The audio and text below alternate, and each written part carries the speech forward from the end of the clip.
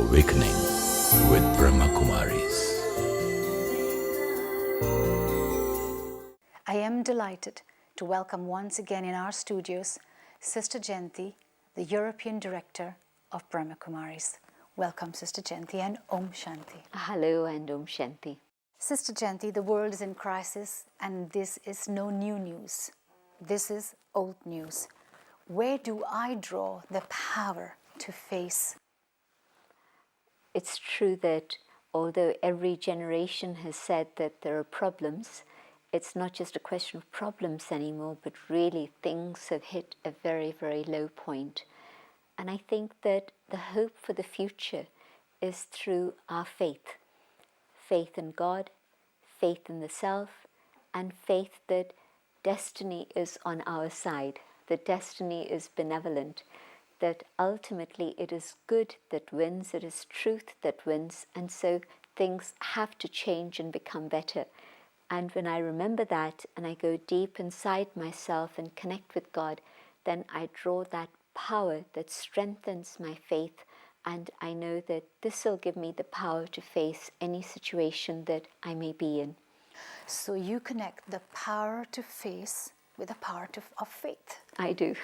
That strongly. If you have faith in yourself, in God, and in the benevolence of destiny, then you can face almost anything.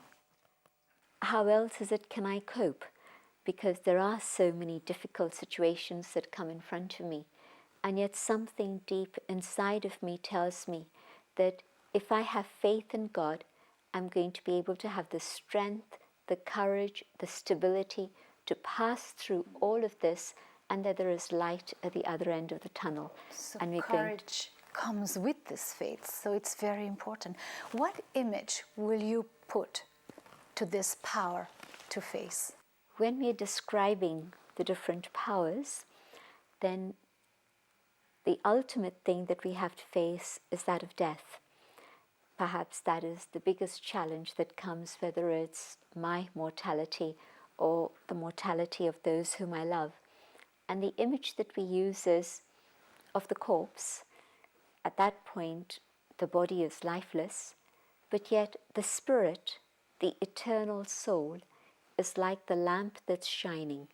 And so the spirit is that which brings us hope, and it is the spirit that has the power to face even situations which are as dramatic and drastic as death. That's a very, very strong picture and image.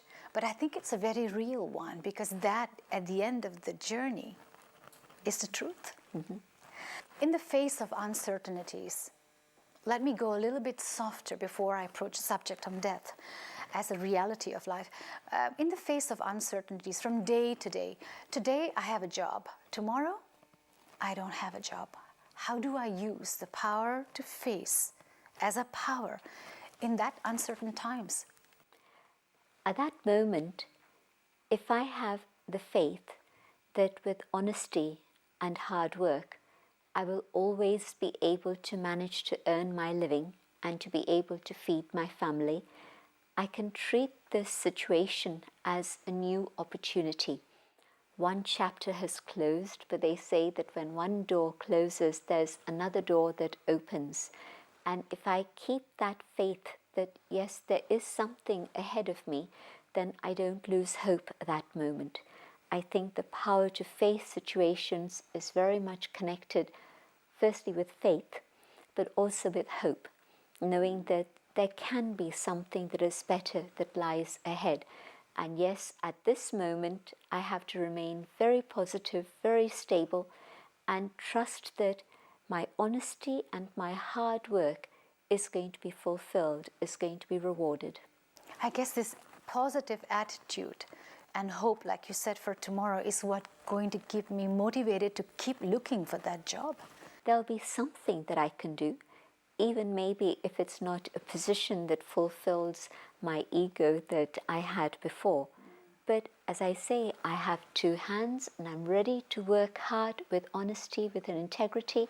There'll be people out there who are looking for a person like me who is honest, because there is so much dishonesty in the world that when there is honesty, that is something that's very attractive for people. Going more into a personal relationship,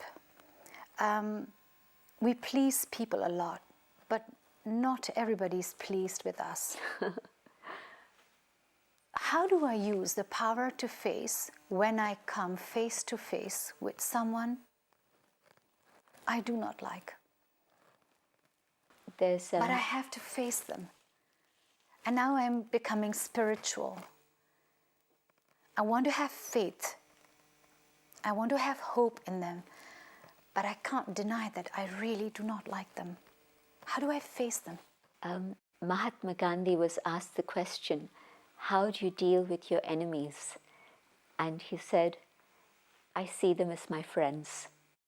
And so if today I'm truly on a spiritual journey, then I cannot say I do not like or I dislike or anything in that way. What I have to do is to go deep inside and connect with God and say to God, okay, tell me, show me, what is the goodness of this person in front of me, so that in a very genuine way, I may have some respect for them. And maybe I don't love them, but at least I should be able to give them the dignity of the human being that they are. And so there'll be something that I'll be able to appreciate. But I have to go inside and go above and beyond this thing of limited consciousness of like and dislike and seeing friends and foes. No, I have to see the soul, and I have to look for the goodness of that person. Okay, I think this is going to be a great try, but to have the faith that I can do it, to have the faith that it is possible to look for that goodness in that person, there must be something. It's just perhaps I'm not seeing with the third eye. It usually happens that we see only one facet of a human personality. We don't see the other facets that other people see, because I can't get on with this person, but there are a dozen other people who can. Exactly. And so what is it that they're seeing in this individual? Let me see them, as you said, with the inner eye of wisdom, not through my own past memories of experience and hurt, but see them as that being of light, and I'll know what is the goodness that is there. I've met many people in my lifetime who are afraid, who are not afraid to face anything, but I know they are afraid to face themselves. So what they do is they hide behind this facade of arrogance, beauty, power, position, and they feel that they can paint that face. Actually, they can't face themselves. There comes a moment in each one's life, whether it is that I lose my beauty, my position, my possessions. Maybe it's this, maybe it's illness, maybe it's a time when I feel I'm without any friends or anyone to support me and applaud me. But there's definitely that moment that comes when I have to face myself. And the reason why we're unwilling to face ourselves, and I think it's not just some people, it's a lot of us, it's because we don't really want to acknowledge what's going on inside. Yes, there's goodness in everyone, but there are a lot of things that we'd rather not think about, that we'd rather hide. And we don't want to acknowledge the things that we've said and done, the mistakes that we've made, and even the weaknesses and the flaws that we know that we have within the self. And so to face that needs courage, but to face that also happens with God's love. Through the experience of God's love, and when I can feel that whatever I am, even with all my flaws and weaknesses, God still loves me, then with the power of God's love, I can look into the mirror, and then I can say, yes, these are the things I need to sort out, and with God's love and God's help, I'll be able to do that. So it's possible to look at yourself. If I look at myself from the eyes of others, I might see many flaws. But if I look at myself from the eyes of God, then I find myself very beautiful, very clean, very nice, because that I would believe is how He sees me. It's and so true. I don't need to have a put up. I don't need to have a different face? God sees my original goodness, but God is also able to see all the flaws and the weaknesses and the dust that I've accumulated. But the beautiful thing is that God does not love me less because of my flaws. With human beings, when there's unconditional love, and sometimes there can be, then it's not that they don't know you. They know you pretty well. They know your good side and the other things that are not so good, but yet they still love you. And because of their trust in you, their faith in you, you're able to overcome those weaknesses that you have. And this happens even in human relationships. And so imagine when it's the supreme parent, the one who truly, truly has nothing but love in his heart for me. In that awareness of God's love, yes, I see the beauty of the self, and that gives me strength and courage to face the dark side of my own personality. And knowing that God loves me gives me the confidence to deal with all the other things and clean them out. Out of love for God, I will say, yes, I will give up this habit. Yes, I will give up this particular trait that I was holding on to. Actually, I do see the beauty of seeing through God's eyes when He looks at all the souls of the world with its goodness and badness.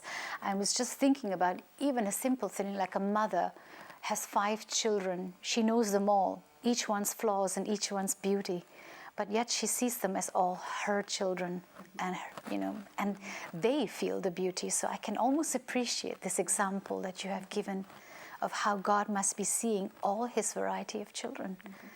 So I think that's very, very beautiful. Sister Jayanti, on one side we see scientific advancement in the health field. On the other side we see increases of health issues and diseases and an untimely death. Using the power to face, how can I learn to face a serious illness?